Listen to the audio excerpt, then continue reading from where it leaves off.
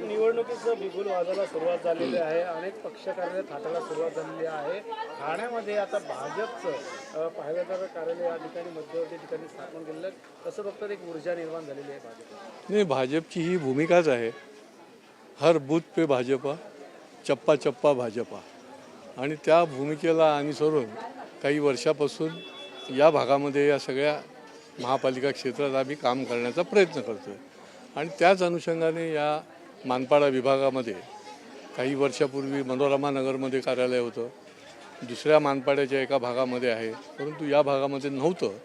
आणि त्याच्यामुळे हे संपर्क कार्यालय, कारण एवढ्या योजना मोदीजींच्या नेतृत्वाखाली केंद्र सरकारच्या आहेत, राज्य सरकारच्या आहेत, की त्या योजनाचा लाभ आमच्या या सगळ्या भागामधल्या तळागाळामधल्या जनसामान्यांना पोचल्या पाहिजे. या कार्यालयाचा समस्या सोडवण्यासाठी आणि योजना त्यांच्यापर्यंत पोचण्यासाठी निश्चितपणे उपयोग होणार आहे. मोठ्या प्रमाणात लाडक्या बहिणी देखील कार्यालयाकडे आलेल्या का वाटतं येणाऱ्या काळात पुन्हा एकदा मजबूत आता लाडक्या बहिणी येणाऱ्या निवडणुकीमध्ये फायदा होईल त्याचा? नाही, लाडक्या बहिणी या महायुतीच्या सोबत आहेतच. कोणी कितीही नरेटिव्ह चालवले, ज्यावेळेला लाडक्या बहिणींचं जेव्हा महायुती सरकारने देवेंद्र फडणवीस साहेबांनी निर्णय केले, तर त्यावेळेला इतक्या प्रकारच्या टीका झाल्या की हे चालणारच नाही, हे एवढे पैसे देणारच नाही.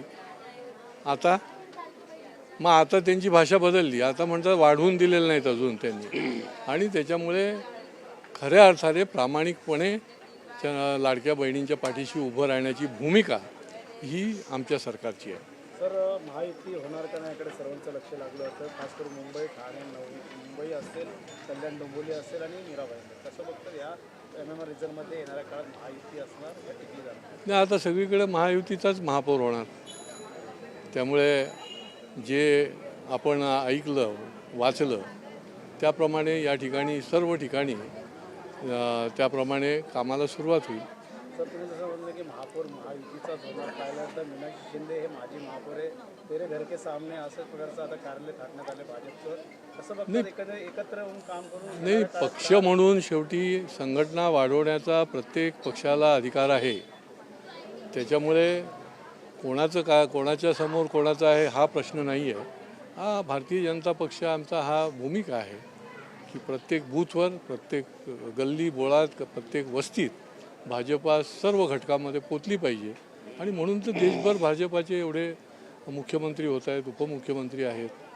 आणि त्याच्यामुळे त्या भूमिकेला अनुसरूनच आम्ही काम करतो. आता 33 प्रभाग आहे, पहिल्यांदा 4-4चं पॅनल आहे आणि 4-4 ठिकाणी देखील भाजपची मोठी तयारी झालेली आहे आणि घरापर्यंत भाजप पडलं. वाटतं येणाऱ्या वेळेस येणाऱ्या काळात त्यांची सत्तेकट होण्याची शक्यता? हो, 550 कार्यकर्त्यांचे आमच्याकडे माहितीपत्रक आहे की आम्ही जे मागवलं होतं सुरुवातीच्या संबंध 131 ठिकाणी. एक काळ होता की ज्या वेळेला आम्हाला एखाद्या काही प्रभागामध्ये उमेदवार नसायचे, परंतु आता 550 जणांना आमच्याकडे त्यांचा रेकॉर्ड झालेला इच्छुक म्हणून.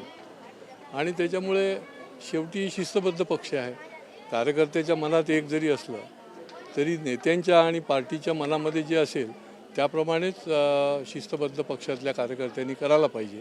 आणि त्या भूमिकेतून जे इच्छुक मोठ्या प्रमाणात होते त्यांना देखील योग्य पद्धतीने त्यांची समजूत काढण्याची भूमिका जी आहे ती भारतीय जनता पार्टी करेल. कधीपर्यंत निवडणुका साधारण लागू शकतात? आचारसंहितेच्या अगोदर सर्व कार्यालय थाटले जातात. मला 30 जानेवारीच्या आत तर निवडणुका होणारच आहेत.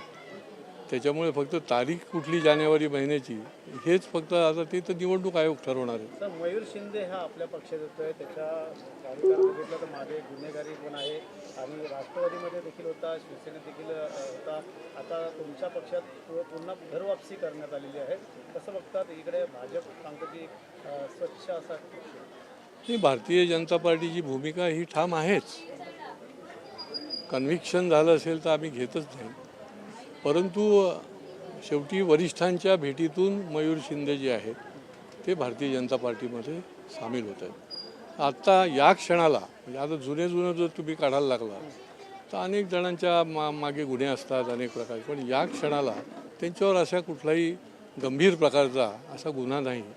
आणि त्यांना समाजकार्याची इच्छा आहे. भारतीय जनता पार्टीची मधनं काम करण्याची इच्छा आहे आणि त्याच्यामुळे ते पार्टीमध्ये येत आहे. वागळेमध्ये बालेकिल्ला समजला जातो, भाजपचा देखील शिवसेनेचा देखील, आता या मानपाड्यात देखील काय वाटतं काटेकी टक्करसाठी अशा प्रकारचे कॅन्डिडेट तुम्ही निवडून समोर आणतात की त्या येणाऱ्या काळात कुठे कमजोर पडता येत का?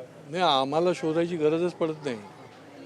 आदरणीय नरेंद्र मोदीजी आणि देवेंद्र फडणवीसजी यांच्या कामाकडे बघून अनेक प्रकारचे दुसऱ्या पक्षातले पण अनेक लोक जे आहेत ते पार्टीमध्ये येऊला इच्छुक असतात आणि त्याच्यातलाच हा एक भाग आहे. दत्ता घाडगेचं कार्यालयाचं उद्घाटन झालं आणि ती अशी किती दत्ता घाडगे जे आहेत ते ठाण्यामध्ये असणार आहेत येणाऱ्या काळात ठाकरेंले जाणारे कार्यालय त्यांचं.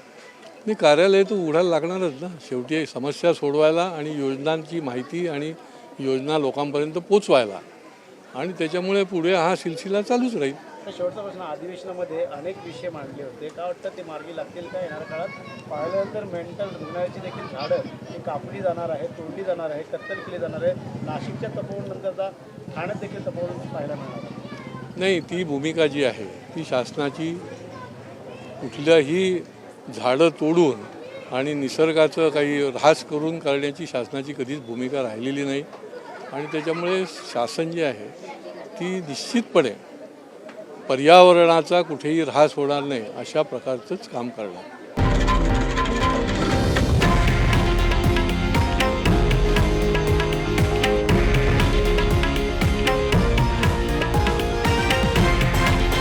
हे आहे देशातील नंबर 1 न्यूज नेटवर्क आणि आपण पाहत आहात TV9 मराठी, एकमेव.